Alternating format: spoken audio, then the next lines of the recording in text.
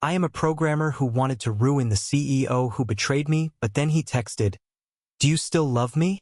I was one click away from leaking everything: the offshore accounts, the falsified reports, the betrayal. And then his message came, like a blade through my ribs. "Do you still love me?" 3 years ago, I would have laughed. Back when I was just the nameless Omega in the company's IT basement and he was the glittering beta CEO on magazine covers. Back when I believed that love could climb the corporate ladder and still stay pure. Back when I didn't know what betrayal smelled like: burnt coffee, latex printer ink, and the faint scent of his cologne on someone else's shirt. His name is Lucian Price, and he kissed me for the first time in the server room when we were still a secret. "I like things quiet," he whispered, lips brushing mine. "And you're the quietest brilliance I've ever seen."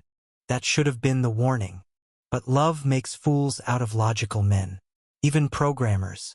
I climbed the ranks faster than anyone expected: his silent protege, his secret boyfriend, his mistake.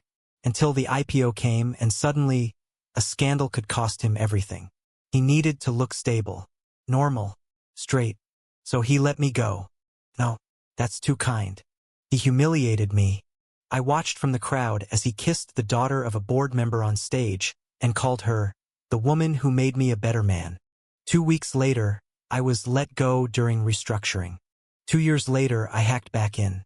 I built a quiet empire of my own, coding under the radar, freelancing for companies too small to ask questions.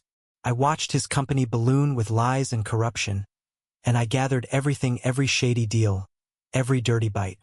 Revenge was a line of clean code, perfectly written. And then he messaged me, "Do you still love me?" I stared at the screen. My cursor blinked like it was waiting to judge me.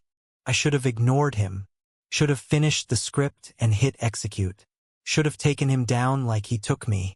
Instead, I typed back, "Why do you care?" He replied instantly, "Because I never stopped loving you, and I need to see you, just once." I told myself it was curiosity, closure. I met him at a bar in downtown Chicago. Same place he took me to celebrate my first promotion. Same bar he'd laughed in when I told him I wanted our relationship to be public. Lucian was still beautiful, polished, but something had cracked in his voice. "I'm not here for games," I said coldly. "If this is some damage control PR stunt." "It's not." He looked down. "I've been watching your work. You've built something incredible. Better than anything I did." I almost laughed. "So what, you want to buy me out like everyone else?" "No," he leaned in. "I want to fix what I broke." The nerve. The audacity. "Fix?" I hissed. "You didn't just break me, Lucian. You shredded me. You turned love into something I had to debug from my own mind." He looked shattered. "Good. I thought I was protecting you," he said. "They would have eaten you alive. I thought if I distanced myself." "No," I snapped. "You didn't think. You chose. You chose safety. You chose status. And you left me to drown." There was silence between us. Long, unforgiving. Then he whispered, "I'm dying." I blinked. "What?" Lucian's eyes were glassy. "Stage 3 lymphoma. I've got months." "No," I said automatically. "You're lying. This is some trick." He slid a paper across the table. His diagnosis. I read it. Twice. My fingers trembled. "I'm not asking you to forgive me," he said quietly. "I just wanted you to know that I never stopped loving you, even when I was a coward. Especially then." I sat there frozen. Suddenly, the revenge in my backpack felt heavy. Too sharp. Too cruel. The next week passed in a fog. I didn't execute the leak. I didn't answer his messages either. I just remembered the way he used to memorize my coffee order. How he called me brilliant even when I doubted myself. The way his hand fit perfectly over mine in the dark.